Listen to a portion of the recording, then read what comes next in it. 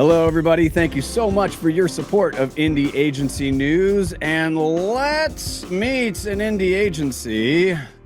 New York via Melbourne?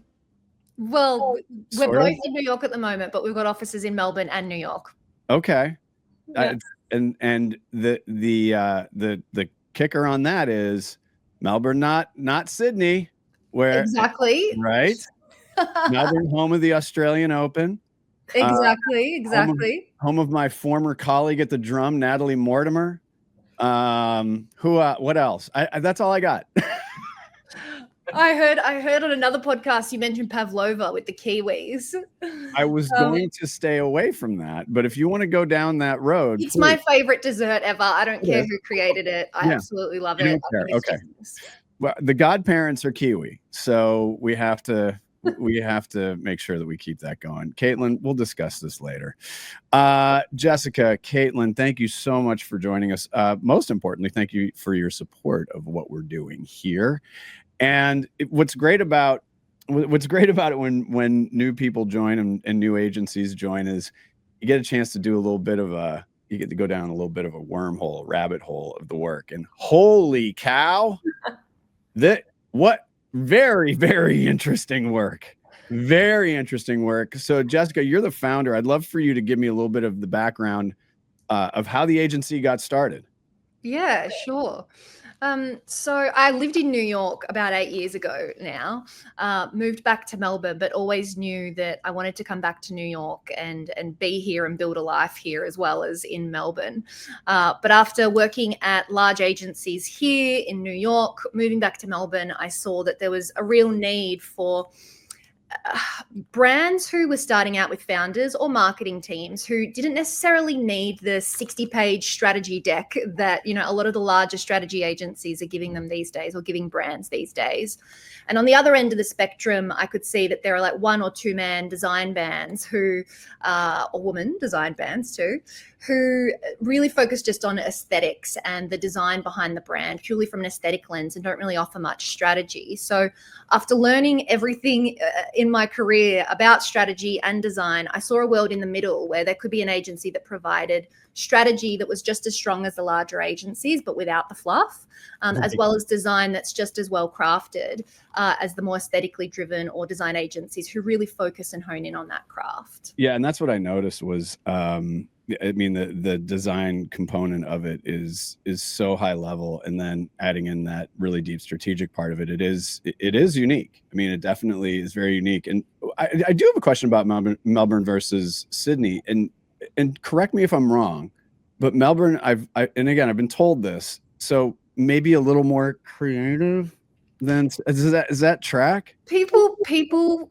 might hate me for saying this, but Melbourne is the New York of Australia and Sydney is a bit more like LA.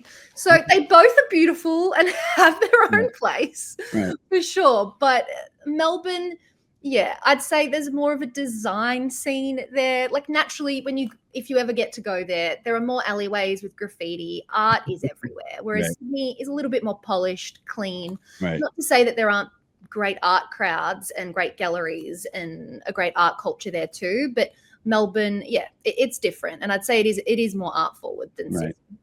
I'm West Coast US. I've been told that I would like Perth because it's in the middle of nowhere. So there you go. I like Perth is also beautiful. Yeah. All right, Caitlin.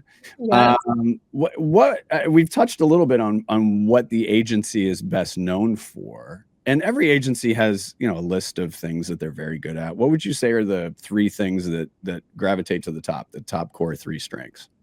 Yeah, I mean, that's a good one. I think, first of all, that reaction to seeing our work is probably the best one I've witnessed in person. I think that's what we go for, is the holy cow and kind of that unexpected take on things. I think the 3 things that rise to the top in terms of how we're different or what stands out is definitely our bureau model. And that's the way that we are crafted our business, but also craft our teams to solve these unique briefs that come to us. And Jess can get really deep on kind of how that's put together and how we activate that. I think the other one is the creating work that works. And that really is that marriage of the strategy and the design. Myself as a creative director, I'm someone who always kind of snuck into the strategy meetings when I was working at larger agencies. Mm-hmm. I kind of put myself in rooms where I didn't necessarily belong or was invited to, but I always found that to be the most interesting part. Like how do we get to the design brief? What are those inputs that are actually creating the problem that design is meant to execute on? And that's something that we carry over into our process when we're creating brands at Blurr.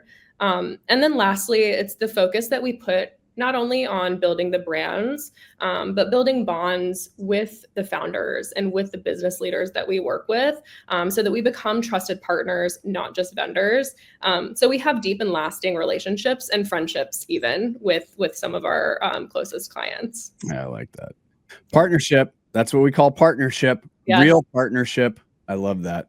Yeah. Jess, let's talk about being independent. Why is being indie important to you and to your team? Yeah, look, both Caitlin and I have worked at the larger, I don't want to call them conglomerates, but larger companies. And we've also worked at smaller agencies as well. And I think when you work across both ends of the spectrum, you get to see what works in both and what doesn't. And the beauty of starting your own business is that you get to shape what the culture is like. And for me, a big part of even starting this business was the ability to build something that I wish existed when I was going up in the ranks. You know, a lot of the agencies that I work at innately, for some reason, are anxiety producing. Sure. I know they don't mean to be like that, but there's something in that structure or the way that the culture is built or the way that the timelines or the team is built that kind of leads to that. And instead, I wanted to create a workplace where people could really feel like they could be themselves. I often would feel like I had to be something else or show up as something else depending on kind of the situation and what I was thrown into. And again, nobody put that pressure on me, but there's just an innate, sometimes it's just there. So it's really important for me to, I think, for us to stay indie, because I want to make sure that everyone can be themselves and feel safe and feel heard as well. And I think that that's what results in the best work and creative collaboration. And the same applies with our clients. They can come, to our meetings. They can wear whatever they want, say whatever they want. We can curse. It's just conversational. Yeah. We just, like you said before, we just want to have fun. Right. But also, like Caitlin said, create work that works. And I think the indie model works for us because we're able to create and shape that and learn as we go without the pressures of, financial pressures or taking on work that, the larger agencies sometimes need to. Yeah. As I say that those companies, they have to worry about their business as opposed to their client's business. So that can be challenging. Before we continue, Caitlin, we're going to make Jessica put her fingers up because the nail game is very strong. Nail game's strong. Let's go ahead. Come on, Jess, let's see him. Let me get a little closer. Okay. You know what that looks, so my favorite Jelly Belly is watermelon. And so if it's farther back, it looks like watermelon. It depends what angle the light catches it on, but it's, a chrome. I'm calling it mermaid. It's Christmas beetle mermaid vibes. I'm not going to be shown up. Mine has a heart. Oh, there we go. Iridescent. Yeah. I got nothing. I have a girl if you need a contact. I do too. And we go get our nails done. And I sometimes come back with Oregon Ducks colors on my toes, and my wife rolls her eyes, but we both think it's really hilarious. So there you go. Iconic. There you go. All right, back to the business part of the mullet here. Caitlin, what's the main reason a brand should work with Blurr Bureau? I think it's those three things that we talked about before. It's the bureau model, which for us means that we're able to really tap into our network of experts to create bespoke teams that can really solve any brief, meaning that we're able to stay really small and nimble to kind of hit that middle ground that Jess was mentioning with really quality work, really quality strategy, and beautiful crafted design. But we're able to bring in experts to really answer the tertiary things that may come in, meaning we can design and develop a website at the drop of a hat. We can do industrial design because we have people that we work with who are incredibly good at that. We work with this kind of network of individual collaborators that bring their expertise to the table. I think the other part is the brands and bonds. We're going to be your biggest cheerleaders and advocates, and we're going to see your brand kind of from your vision, envisioned all the way through and out in the world. Yep. Jess, what have your brand clients been telling you? What's the feedback? It's like you read my mind. That is exactly where I was going to go. Because while Caitlin was speaking, it reminded me that, so one of the projects that we're most well known for at the moment, although I would say that we're actually just as an agency, not that well known, we are still like the new kids on the block. Like I, got Caitlin to head up our creative here in New York just over a year ago. But a project that we're well known for is Flings, which is the better for you competitor to Pop-Tarts, which launched just over a year ago. Within a few months of launching, they got into Target, into 500 stores.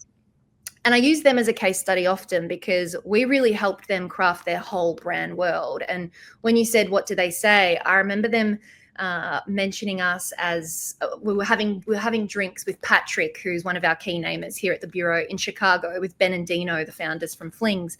And they were like, you guys are so thoughtful and thorough.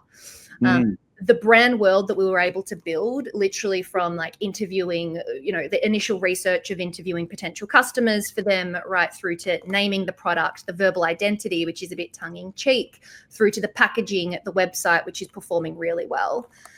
They attribute a lot of the brand's success to Blurr and our collaboration together. So yeah, that piece of being really thorough and thoughtful, I think, really shows. And, the way we approach strategy, we call it no-fluff strategy, going back to, the 60-page decks that sit on a computer somewhere, which also have their place.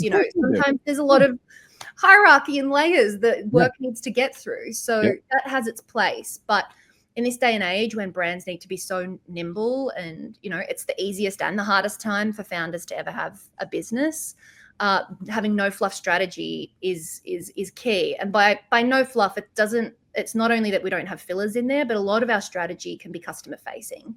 So people can literally, like, we have copywriters who help write the strategies and help convert it into customer facing copy. So it's definitely something that can be actionable, and founders can literally copy and paste lines from there and put it on their website. So cool. And Flings is seeing a great success. Like, they are the #1 ranked brand in Target at the moment. Within 3 months of them being in 500 stores, their store velocity was the highest out of anybody else in the category. And so they got up to 1,500 stores across America and Canada in the first 3 months, which is pretty incredible for a new to the market brand. All you got to do is sponsor an NCAA bowl game next year, football. Did I say that out loud? Let's talk about talent. Caitlin, why should talent be putting the agency on their list, whether freelance or full-time? I think the way I bucket it is we work with both autonomy and efficiency, meaning that when people come into the Bureau, they're already kind of an expert at their craft and what they're doing. And what we do, rather than try to train you into a house style or kind of make you fit our method of things, we hire you for you and who you are as a creative. So you're really bringing your spin, and you're able to kind of drop in for a good time, maybe not a long time. You come in, you have your impact on the project, and that usually gets over the line and gets out into the world at a pretty expedited pace. So it's a really fun, really fast process, the way that we work, and we really trust the people that we bring into the fold to bring themselves to the table. I like that. Go ahead. It's you're chopping at the bit. Go, Jess. Go. I see it. I'm thinking, like, people listening to us, I'm like, because you interview a lot of advertising and marketing agencies as well, and like we're more brand, like pure brand agency. So we don't. We usually pass off our work to an advertising agency or a marketing agency after building the brand world, the visual identity, the verbal identity. Our work kind of ends at the launch campaign. We might sometimes do that because we're like the closest to the brand, but then we'll hand it over to an advertising or marketing partner. And so cool. It means that we can really work with specialists in brand, and a lot of us are on the same page. I think Caitlin mentioned, to work in the Bureau, you have to have worked with one of us before. So a lot of our work is by referral, and so is a lot of our talent. To be in the Bureau, you have to come recommended by somebody who's already in the Bureau. So it's also a good, like, I said to Caitlin the other day, like, we don't work with wankers. I'm told that that's a very Australian line. There you go. Yes, that's a very Australian thing to say. We don't work with jerks. Right. So I think that's another great reason why a lot of our talent stays. Yeah, we know what it is. Yeah. We're not that stupid. I was just like, is this vulgar? I don't know. Yes, but oh well. Yeah, it's okay. We find it charming. Do you consider yourselves weirdos, misfits, or underdogs?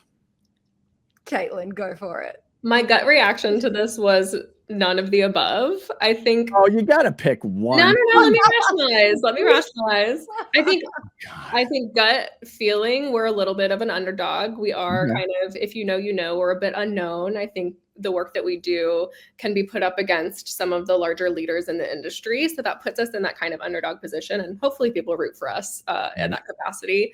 I think, though, if we had to pick, it would be weirdos. But I think in that category, we're more nerds. Like, we're all people who are kind of obsessed and nerdy about what we do, and we love it. And one of my initial things when coming into the Bureau, I was just like, I felt this sigh of relief. I was just like, oh my God, like, finally I'm working with people who are on my wavelength, whose brains I love, like, who get it, who I'm happy to jam out with for an hour on an existential brand question. So I think that kind of touches everything we do at every part of the process, is this like weirdo nerdiness that we just Okay, that works. Jess, what do you think? Is that track? Totally. The first, I always refer to us as nerds. Like, we're the nerdy people. We get stuck into the details. Some of us might be a little neurodiverse, like, but we all have our interests in the things that we love to nitpick and obsess over, which accumulatively equals to great work. And we love listening to each other nerd out about certain things as well, whether it's typography or packaging or how something tastes. I love that shit. That's why we're doing the design award, because I can't do any of that, but man, do I love that stuff. No, I'm a copywriter. So I started as a copywriter. I started in this business writing $35 radio ad scripts. So also very important. We all have to start somewhere. Let's leave it at that. Words are everything when we're doing brand identity. We have a verbal identity. Now you're no. I believe this. We have verbal identity and we have visual identity. And naming the brand very often and writing the kind of nightmare. Not for us. When you don't when you have a client that does not trust you, it's a nightmare. Sure. We try to weed them out before. I think you do a good job of that. Yeah, true. I think you do a good job of that. All right. Whether they are a current client or not, which CMO or marketer would you like to say hello to? Jess, you go first. Oh, I do have to shout it out to, I am going to talk about Flings again. Yeah, of course. Ben does an incredible job at heading up the marketing over at Flings, and they've been trying so many different things. In fact, I don't know if you've seen this, but Bethany Frankel tried one of their toaster pastries, and it did not go down very well. And even then, like, you know what? If Bethany Frankel doesn't like something, I'm buying it instantly. Yes. But already, like, the way that they handled that, and they've already, they're sending her out another batch, and she wanted to try the new batch. It melted in her toaster, so it wasn't the best experience. And that brand has grown really, really fast and has learned a lot. Now they have a new recipe. It's delicious. It's incredible, and like, we'll see if they can make it into a 360. Does Bethany like it now? Well, we'll see. So I believe that they're sending her out the new form, the new iteration, which just came out a few weeks ago. So, which is now, it's being sold on Amazon and in Target. So we'll see what they make of it. But just the way they approach that whole situation and how they're trying things and being quite different, and just humility. Exactly. Yeah. Exactly. It's not always going to be perfect. Yeah. Exactly. That's okay. That's perfectly okay. All right, Caitlin, your call. Interesting question. I think, I think you are so diplomatic.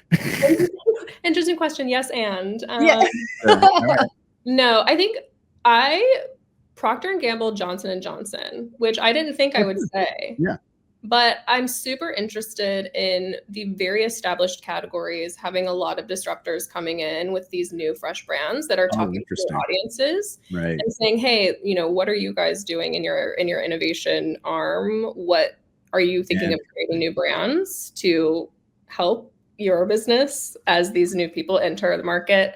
Huh.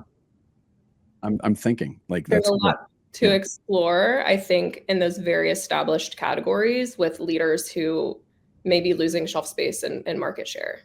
And they don't have the time to address. Yeah. And it's just, the stressor of being a brand manager or a CMO at that level. It's like you have somebody it's off to the side, being additive to it all. That's very interesting. I think new generations' takes on health and wellness, and even over-the-counter drugs like Tylenol and Advil, not that we would want to go into pharmaceuticals, but just like what's the new era of over-the-counter health. Right. And personal care and all those things. Right. I got you. Okay. I'm thinking, which is always dangerous. All right. I'm the one that always asks the question. So we're going to start something new here. You get to ask me a question as we wrap up. Doug. Oh. And this may be a shitty experiment. And if it doesn't work, I'm going to cut it.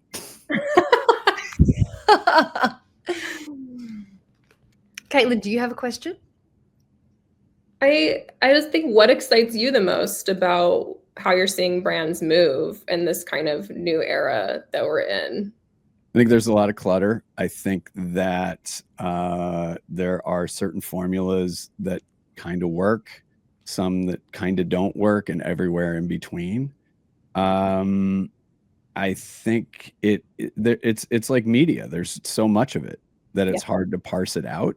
So being able to rely on building an actual brand, some of those key tenets that brand building started with Harley Procter way back when, those matter still. And I think that we're so quick to try to reinvent stuff that we forget that there are still a lot of pieces from traditional brand building that matter. And it might not be terribly sexy, but you look at, and then the other piece of it is I would like to see more creative ambition. I think indies just are more creatively ambitious, and that's good. And so when a brand latches onto that, they will be the beneficiaries of that. You take a look at what Airbnb, they've been very public about, we need to keep building our brand, and that directly impacts our revenue. So I think sometimes the genuflection at the altar of performance can be misled. Of course you want it to work. No shit. That's why you get in this business. But when you build a brand and you do it creatively well and strategically well and you execute well, then that should take care of itself. There you go. Thank you for coming to my TED Talk. Agreed. I think we're in an era where things are almost too measurable, and that oftentimes undercuts the true brand building things. Yeah. And then you start getting into just waste and fraud and all the other stuff. So Wanamaker's right. 50% of my budget, I don't know what 50% of my advertising is doing, or whatever that phrase is. It's still the same thing. It's just wrapped in a different package. All right, Jess, Caitlin, absolutely love the work. Thank you so much for supporting this mission, and we wish you the very best moving forward. Thank you for having us. This was fun.